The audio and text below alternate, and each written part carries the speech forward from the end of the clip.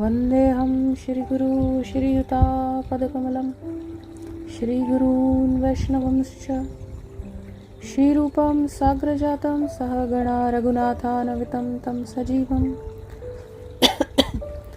सद्वैतं सवधूतं परिजनसहितं कृष्णचैतन्यदेवं श्रीराधा कृष्ण पदान् सह गणा ललिता श्रीविशाखान्वितं च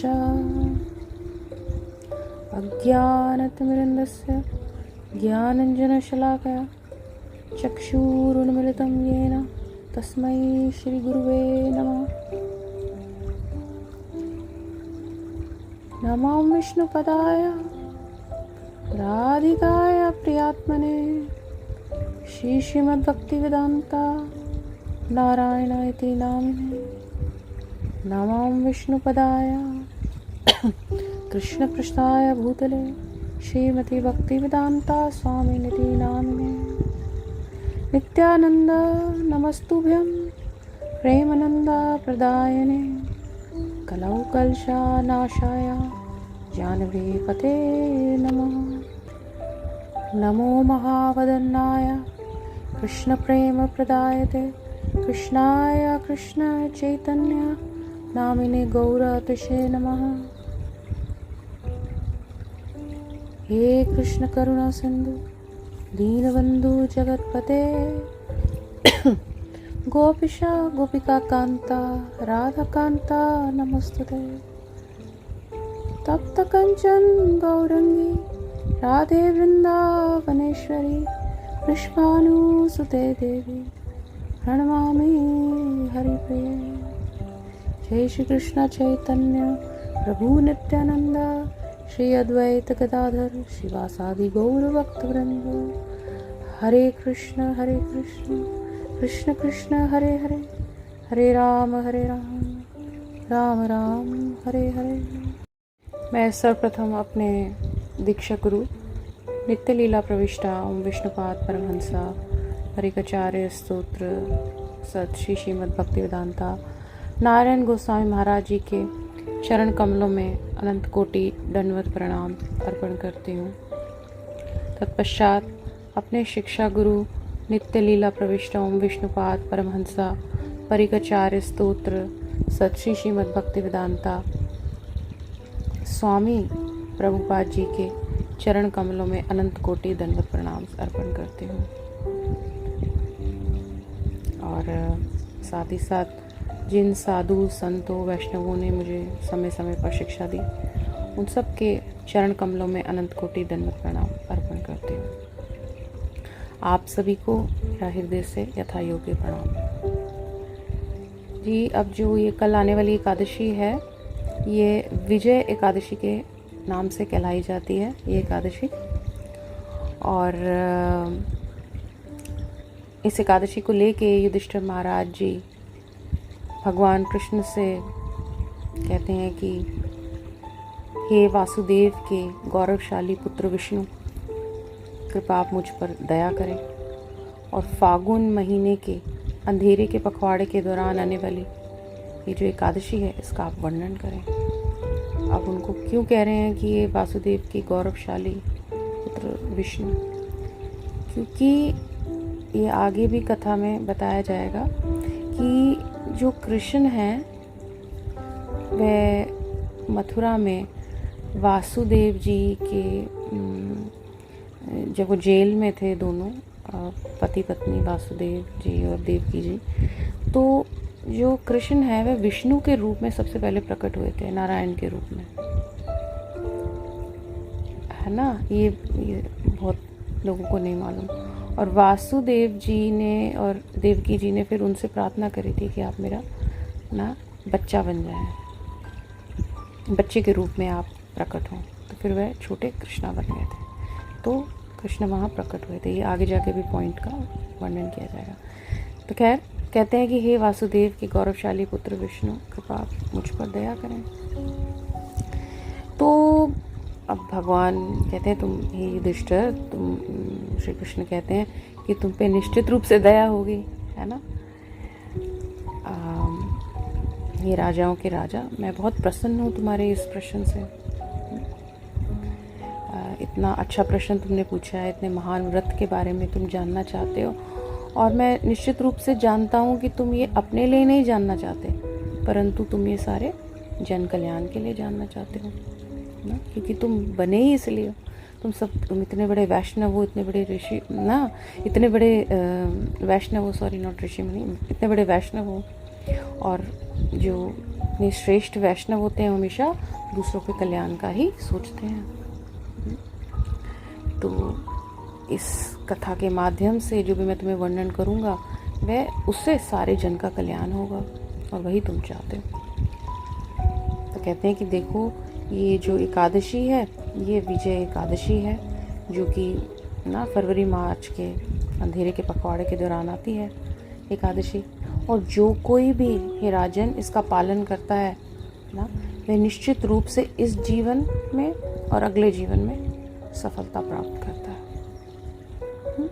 आध्यात्मिक सफलता प्राप्त करता है। जो इस एकादशी की महिमा का श्रवण भी कर लेता है ना, केवल श्रवण मात्र से ही उसके सारे पाप नष्ट हो जाते हैं। और विजय एकादशी का व्रत रखने से ना भौतिक स्तर पर भी भयंकर से भी भयंकर कोई परेशानी हो तो उससे छुटकारा मिल जाता है। किसी का कोई शत्रु हो तो उसका नाश हो जाता है ना। जो मतलब कोई भी अगर शत्रु आपको पीड़ा पहुंचा रहा हो ना, या सता रहा हो, तो वह पीड़ा भी नष्ट हो जाती है। मतलब अपने नाम के अनुरूप फल देती है। और अगर आपके कोई मतलब मानसिक रूप से ना अगर आप परेशान रहते हैं ना, या ग्रहों ने आपको ग्रस्त कर रखा है, तो ना आप मानसिक रूप से स्वस्थ होने लग जाते हैं। अशुभ संस्कारों को वह नष्ट कर देता है ये व्रत का फल। तो ये भौतिक स्तर पर भी ना जो श्री गोविंद ने वह युधिष्ठिर जी को बताने लगे। कृष्ण ने बोला, ये युधिष्ठिर, एक बारी की बात है, जो नारद मुनि है, जो ऋषि नारद मुनि है, उन्होंने अपने पिता ब्रह्मा जी, जो देवता है ब्रह्मा जी, उनसे एक प्रश्न पूछा था कि हे पिताजी, आप बताएं इस एकादशी के बारे में, ताकि हमें इसके बारे में भाई नॉलेज होए, ज्ञान मिले, और हम आगे तक इसको फैला सकें, क्योंकि नारद मुनि तो हमेशा सबके कल्याण के बारे में सोचते हैं, सद्गुरु हैं। तो निश्चय रूप से जो भी आप बताएंगे पिताजी, और अगर लोगों ने ईमानदारी से इसका पालन करा तो उनका कल्याण हो जाएगा, नहीं तो वह इस जगत में भटकते रहेंगे। तो इसीलिए एकादशी की कथा सुनना बहुत ही अनिवार्य है। क्यों? क्योंकि वह हमें बहुत लाभ पहुंचाता है। अगर किसी ने व्रत नहीं भी रखा हुआ, अगर एकादशी की कथा सुनेगा तो उसके अंदर में रुचि आएगी, है ना। एक उसको लगेगा कि भाई हाँ, मैं नहीं एकादशी रख रहा, एकादशी का व्रत नहीं कर रहा, इतनी बड़ी व्रत को छोड़कर, इतनी बड़ी एक अपॉर्चुनिटी को छोड़कर मैं इधर उधर भटक रहा हूँ, मुझे करना चाहिए, इसमें करने का इतना मुश्किल है ही क्या, है ना।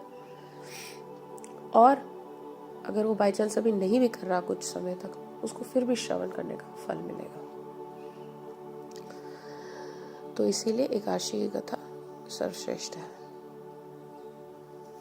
तो coming back to the point, Narad Muni ji अपने पिताजी से पूछ रहे हैं कि आप बताएं कि भाई ये क्या फल प्रदान करती है ना, और इससे जुड़ी कथा बताएं। तो ब्रह्मा जी ने बोला, हे नारद, 14 त्रेता युग में जब राम जी को 14 वर्ष का वनवास हुआ था, तुम्हें याद आता है क्या हुआ था?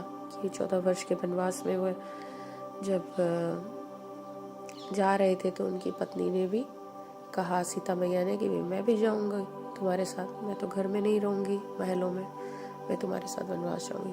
तो वह भी उनके साथ चल पड़ी, और उनके भाई जो लक्ष्मण है वह भी उनके साथ चल पड़े उनकी सेवा करने के लिए। तो वही राम और लक्ष्मण, एक बार फिर से मैं बताना चाहती हूँ, कलयुग में वह नित्यानंद गौरंग महाप्रभु बनकर आ गए हैं, है ना। तो ऐसा ही हुआ कि त्रेता युग में जब उनको वनवास मिला तो पंचवटी में जाके रह रहे थे। और एक बारी की बात है कि किस प्रकार से जो रावण है वो मोहित हो गए उनके सीता जी के प्रति और उन्होंने छल किया। एक इतना सुंदर हिरन पंचवटी में घूम रहा था, वो छल रूपी हिरन था, जो कि रावण ने एक स्कीम लगाई थी कि इस तरीके से सीता मैया उस हिरन के प्रति मोहित होंगी और राम जी उसको उनके लिए लेने जाएंगे और पीछे ही पीछे लक्ष्मण भी आएंगे और जब वह अकेली होंगी तो उनको छल से उठा लिया जाएगा। और ऐसा ही हुआ। वो हिरन देखा जब उन्होंने, इतना दिव्य हिरन था, वो इतनी ज़्यादा उनसे मोहित हो गई कि उन्होंने राम जी को विवश किया कि आप जाएं और किसी भी तरीके से हिरन लेकर आए। और राम जी ने उनकी बात को फिर ठुकरा नहीं पाए, वह स्वयं गए उस हिरन को लाने के लिए। और उनको पता चला कि ये तो छल था। और पीछे पीछे उन्होंने लक्ष्मण जी को भी भेजा जब उन्हें लगा कि राम जी की सहायता की ज़रूरत है। तो लक्ष्मण जी ने भी सीता मैया का कहना माना, उनका आज्ञा का पालन करते हुए वे राम जी के सहायता के लिए गए। और पीछे जब रावण ने देखा कि सीता मैया अकेली है तो वह छल रूपी साधु बनकर आए और उन्होंने छल से सीता मैया को वहां से उठा लिया। अब जो हम सुनते आए हैं कि सीता मैया को रावण ने उठा लिया, अगर हम वाकई ही एक वैलिड सोर्स ऑफ इंफॉर्मेशन को रेफर करते हैं या भक्तों से सुनते हैं या संत महात्मा जो कि एक वैलिड संप्रदाय से हैं, तो हमें पता चलेगा कि सीता मैया को किसी ने नहीं उठाया, ना कोई उठा सकता है। सीता मैया की छवि थी वह, जिनको वह उठा के लेके गए, है ना। जो हमारी माता है सीता मैया, है ना, जो भगवती है, उनको कोई हाथ नहीं लगा सकता है। ये तो सिर्फ लीला के लिए ये सारी चीज़ें रची गई हैं। और लीला में भी उनकी छवि को ही उठाया था, जो कि हम जब प्रॉपर तरीके से शास्त्र को सुनेंगे, समझेंगे किसी के अनुगत्य में, वैलिड सोर्स में, तभी हम ये चीज़ों को, तत्वों को समझ पाएंगे। मुझे याद आता है जन्माष्टमी में भी जब मैंने एक कथा शेयर करी थी तो कुछ आतुर भक्त थे जिन्होंने मुझसे प्रश्न किया, जिज्ञासु भक्त थे। उन्होंने कहा कि दीदी, हमने तो ये कभी नहीं सुना कि भाई जो कृष्ण है वह मथुरा में नहीं हुए। मैंने कहा कृष्ण मथुरा में पैदा नहीं हुए थे, वे नारायण के रूप में प्रकट हुए थे। तो ये सारी चीज़ें हमारे को सीरियल्स और ये टीवी से नहीं पता चलेंगी। तो उन्होंने कहा मुझे एविडेंस दीजिए, तो फिर मैंने उनको दिया एविडेंस। तो तब जब हमें पता चलता है सही सोर्स से, तभी हम जान सकते हैं कि सच्ची में भगवान ने शास्त्र में क्या कहा है। अदरवाइज अगर हम इस मीडिया के थ्रू चलेंगे जो कि बस बिना किसी बेस के है, तो फिर हमारी नॉलेज बहुत ही लिटिल नॉलेज रहेगी, विच इज़ वेरी डेंजरस। तो उसी तरीके से सीता मैया को कभी रावण जी लेके नहीं गए, उनकी छवि को लेके गए। तो खैर बात यहाँ आ रही है क्योंकि हम विजय एकादशी की बात कर रहे हैं, तो उसी काशी कथा में बता रहे हैं कि जब रावण छल करके लेके गया तो जटायु जो पक्षी था, उसने देखा जब वो उठा के लेके जा रहा था और उड़ान में था रावण, तो रावण से वो वध करने के लिए आया सीता मैया को बचाने के लिए, जबकि वह जानता था कि उसमें इतनी शक्ति नहीं है कि रावण का वध कर सके। मगर फिर भी उसने बिना ये सोचे कि उसमें शक्ति है कि नहीं है, कि उसके कर्म का क्या फल रहेगा, उसने बस भगवान की सेवा करते हुए, सेवा के बारे में सोचते हुए, तो उसी जटायु से रामचंद्र जी जंगल में मिले। जब वह इधर उधर भटक रहे थे सीता मैया को ढूंढने के लिए, जगह जगह जा रहे थे, तो कभी वृक्षों के सम्मुख खड़े हो जाते थे पूछने के लिए कि हे वृक्षों, तुमने मेरी सीता को देखा। कभी नदियों से पूछते थे, हे नदियों, तुमने कभी मेरी सीता को देखा। हे पक्षियों, तुमने मेरी सीता को तो ज़रूर देखा होगा। मगर उनको कोई उत्तर नहीं मिल रहा था। और जब जटायु मिले उन्हें, तो उन्होंने बताया उनको कि किस प्रकार से उनका वध हुआ और रावण ही है जो कि सीता मैया को हर कर लेके गया। तो राम जी को थोड़ी सांत्वना मिली और फिर वह लक्ष्मण जी के साथ उसी यात्रा में सुग्रीव नाम के वानर से मिले, जो कि वानरों का राजा था। उनसे मित्रता हुई और फिर किस प्रकार से एक बहुत बड़ी विशाल सेना इकट्ठी हुई, एक सेना बनी। हनुमान जी जिनके मंत्री थे, सबसे प्रमुख, सेना इकट्ठी हुई कि भाई अब ये सेना जाएगी और लंका तक पहुंचेगी और फिर वापस सीता मैया को वापस लाया जाएगा। तो अब सीता मैया तो अशोक उपवन में ऑफ कोर्स दिख ही पाई, ये तो हनुमान जी ने आके बताया था। सुग्रीव से तो मिले ही रामचंद्र जी, और उससे पहले हनुमान जी होकर आ गए थे। उनको पता चला था कि किस प्रकार से सीता मैया वहाँ पे अशोक वृक्ष के नीचे बैठी है, और जब उन्होंने विश्वास नहीं किया कि ये वाकई ही राम जी के दूत है, तो उन्होंने किस प्रकार से मुद्रिका दिखाई और फिर उनको पूरी वो कन्विंस हो गई कि यस राम जी के ही दूत हैं।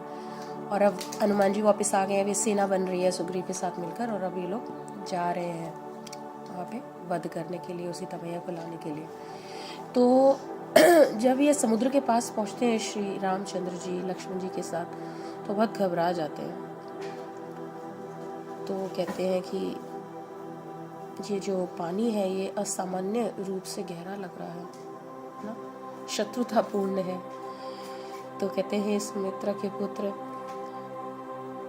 इस विशाल महासागर को पार करने में सक्षम होने के लिए कहाँ से हम लोग पर्याप्त योग्यता लाए ना, कहाँ से ऐसे पुण्य अर्जित करें कि हम इस महासागर को पार कर सकें। ये तो बड़ा असंभव लग रहा है, प्रतीत हो रहा है।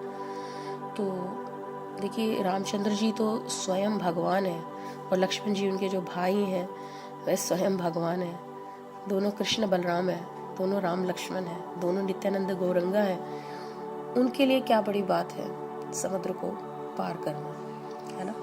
तो इसीलिए बस ये हम जैसे लोगों के लिए एक लीला रची गई है, ताकि हम इस लीलाओं के बारे में चर्चा करें, इस इन लीलाओं की महिमा का गुणगान करें, ताकि हम प्योरीफाइड हों। नहीं तो हम जो यहाँ की घरेलू बातें हैं, या इस दुनिया की बातें हैं, या इस दुनिया के जो मनोरंजन है, उन्हीं में उलझे रहेंगे, उन्हीं के बारे में बातें करते रहेंगे, और फिर हम किसी इस फसावे में फंस जाएंगे।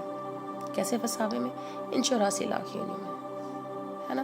तो जब हम भगवान ने सोचा कि भाई अगर हम ये लीलाएं नहीं करेंगे तो हम इनके बारे में बात नहीं करेंगे, और अगर हम बात नहीं करेंगे तो हम प्योरीफाई कैसे होंगे, है ना। तो इसीलिए ये सारी लीलाएं रची गई हैं हम जैसे लोगों के लिए, पतित लोगों के लिए। अब जब हम इनकी कथाओं का वर्णन करते हैं, या हम कथाओं की चर्चा करते हैं, हम इन कथाओं की श्रवण करते हैं, या हम इन नाम को जपते हैं, उनका गुणगान करते हैं, तो ये सब हमें फसावे से बाहर निकाल रहा है। देखो कर्म तो हमने करने ही है, मगर अगर हम कर्मों को इस प्रकार से करें कि भगवान बीच में आए, तो हमारा ये अच्छा बुरा फसावा खत्म हो जाएगा, समाप्त हो जाएगा, है ना।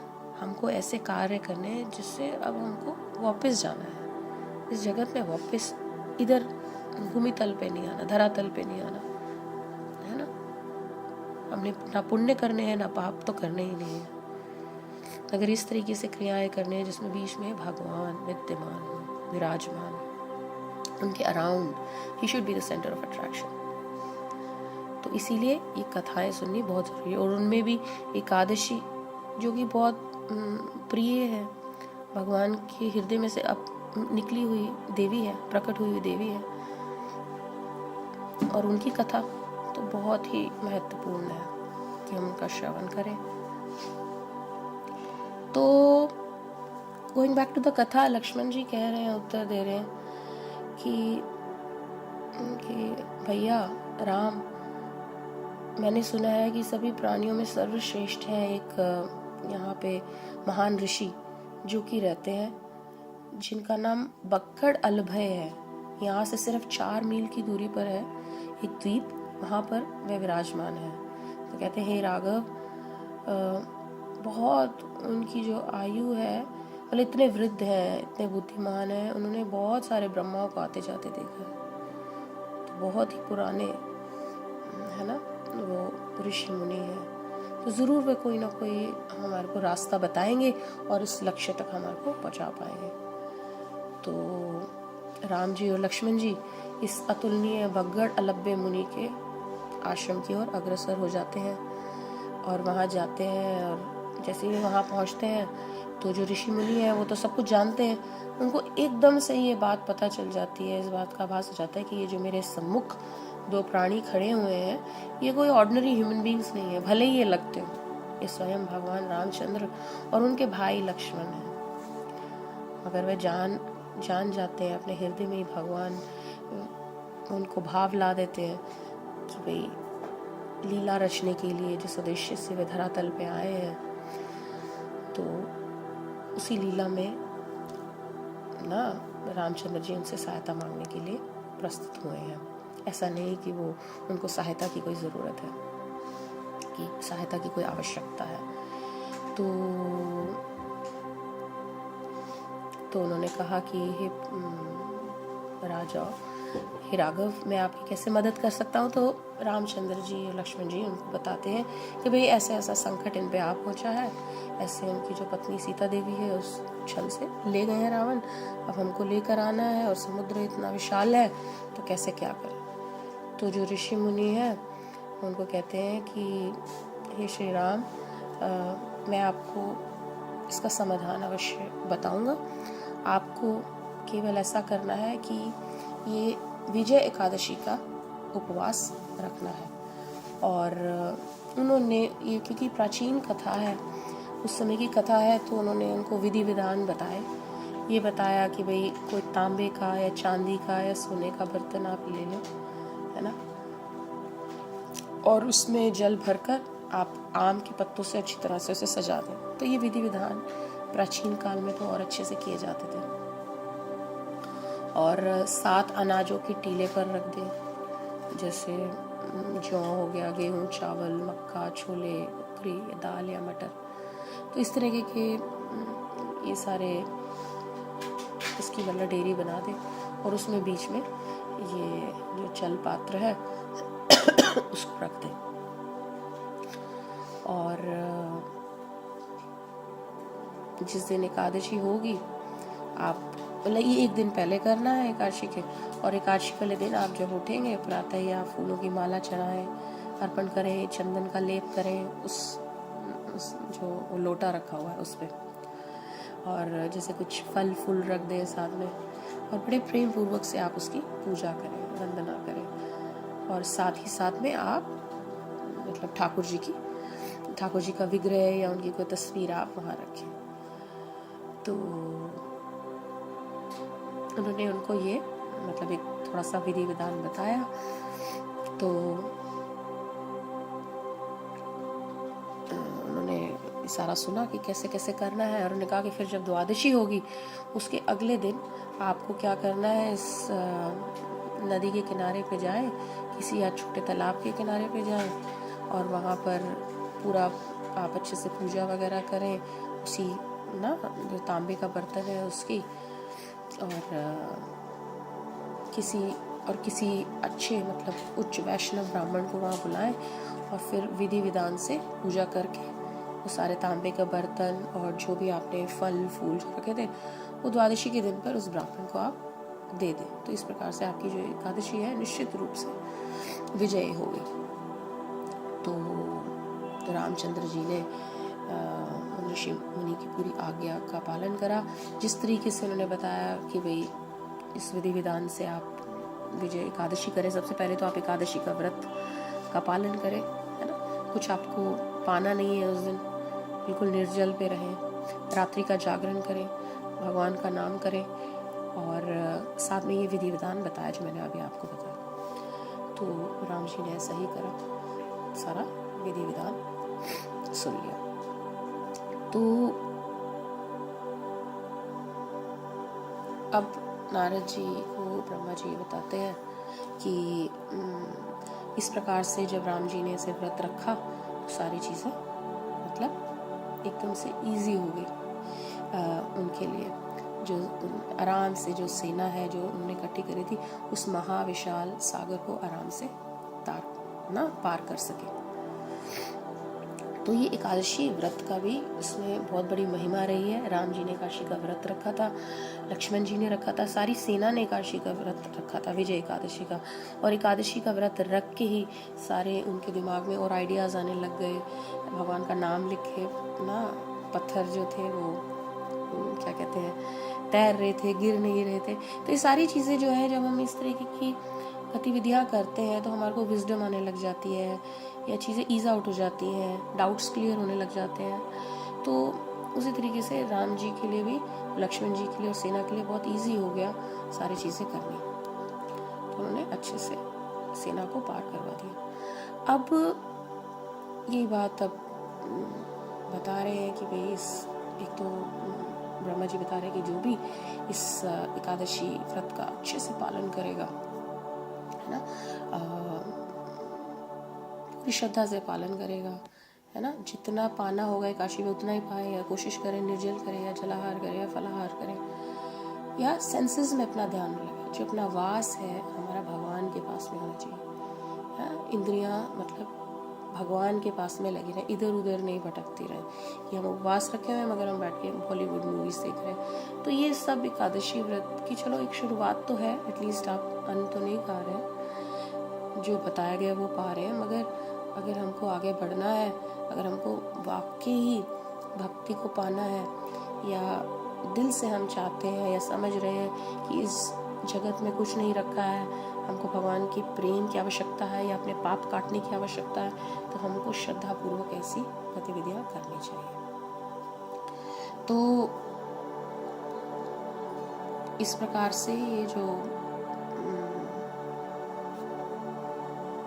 निष्कर्ष निकलता है, भगवान बताते हैं युधिष्ठिर कि जो कोई भी इस कथा को सुनेगा, केवल सुनेगा ही, उसे इतना महान पुण्य प्राप्त होगा कि जो प्राचीन काल में जब लोग घोड़े की बलि देकर जो पुण्य अर्जित करते थे, केवल सुनने मात्र से ही उनको ये पुण्य प्राप्त हो जाएगा।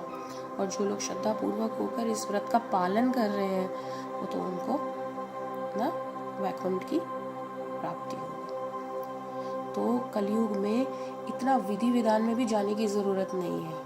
हमको जो मेन चीज़ों को याद रखना है वो क्या करना है कि हमको कोशिश करनी है कि हम रात्रि जागरण करें, है ना।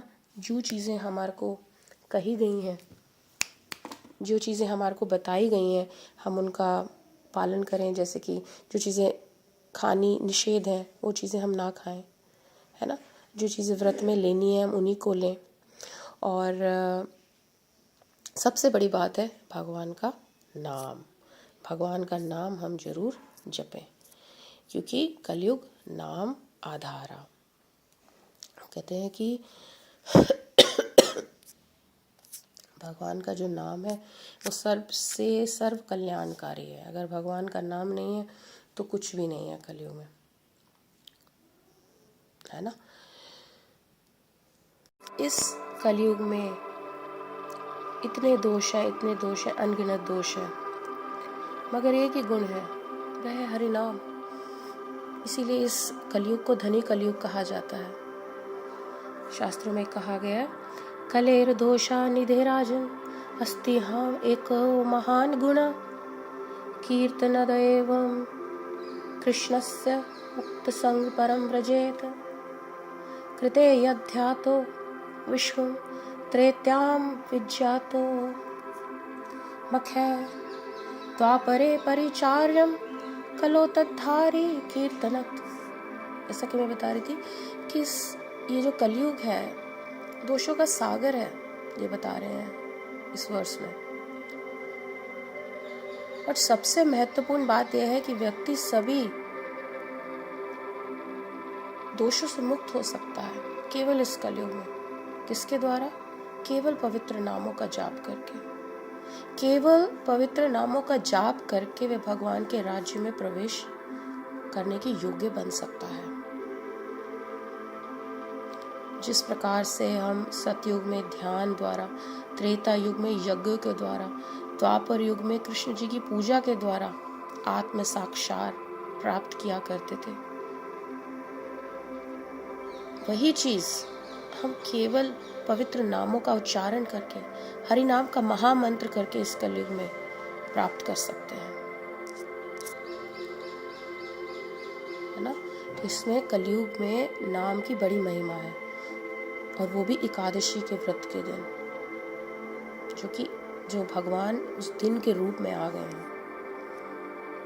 तो नाम करना बहुत जरूरी है। भरा पुराण में ये तक है कि कृष्णा कृष्णोति कृष्ण स्वप्न जागृत व्रजमस्थत जो जलपति कलो नित्यम कृष्ण रूपी भवेदि सह। कहते हैं कि जो कोई भी लगातार भगवान कृष्ण के पवित्र नाम का जाप करता है ना, हरे कृष्ण कृष्ण कृष्ण हरे हरे, हरे राम राम राम हरे हरे, यहाँ तक कि नींद में भी वह आसानी से महसूस कर सकता है कि नाम स्वयं कृष्ण का प्रत्यक्ष रूप है। ये भगवान कृष्ण द्वारा नियत किया गया है। यहाँ तक कि भक्ति सेवा की कितने सारे लिम्स हैं, भक्ति के कितने सारे अंग हैं, पर सबसे जो महत्वपूर्ण है, हमेशा भगवान के पवित्र नाम का जाप करना ही बताया है।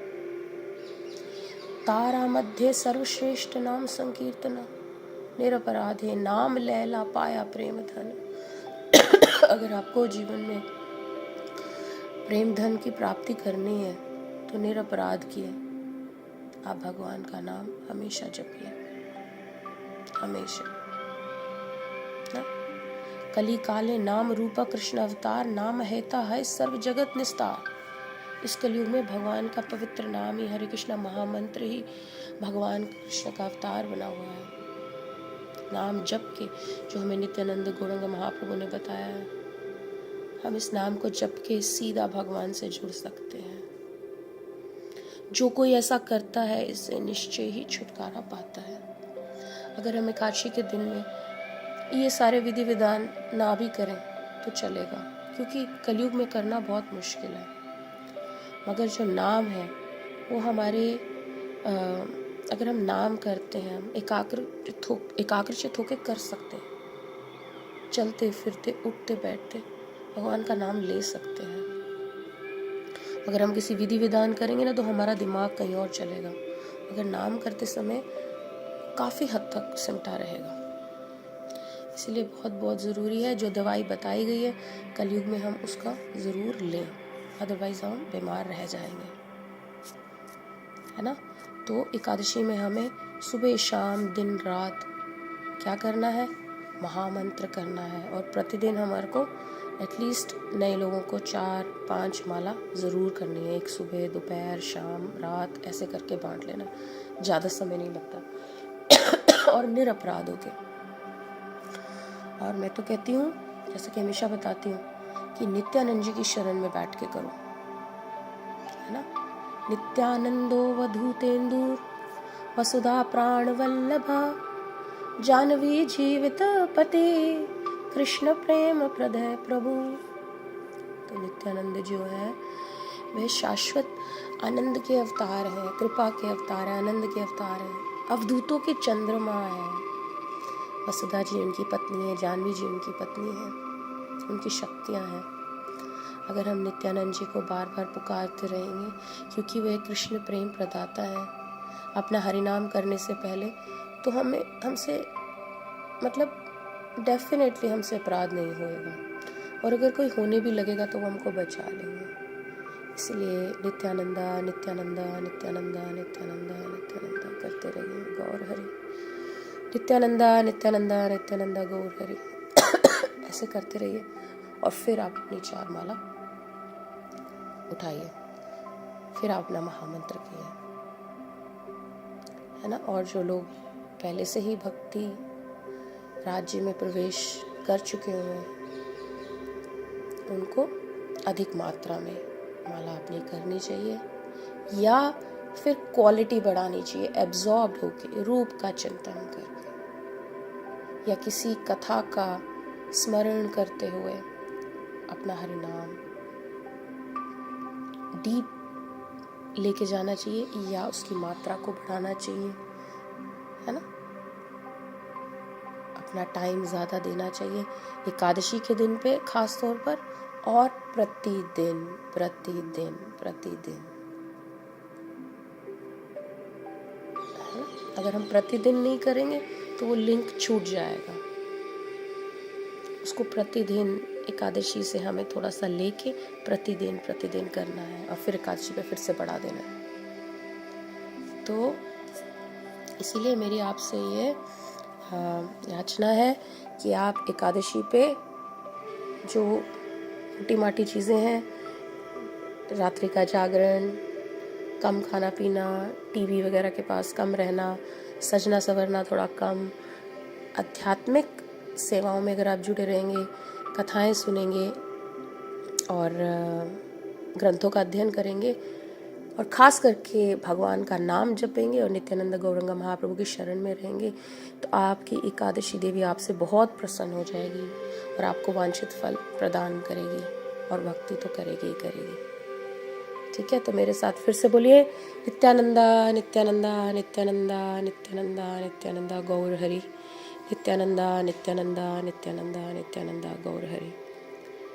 हरे कृष्ण कृष्ण कृष्ण हरे हरे, हरे राम राम राम हरे हरे, हरे कृष्ण कृष्ण कृष्ण हरे हरे, हरे राम राम राम हरे हरे, हरे कृष्ण कृष्ण कृष्ण हरे हरे, हरे राम राम राम हरे। ओके, इसी के साथ मैं कथा को विश्राम देती हूँ, और good luck for your Ekadashi.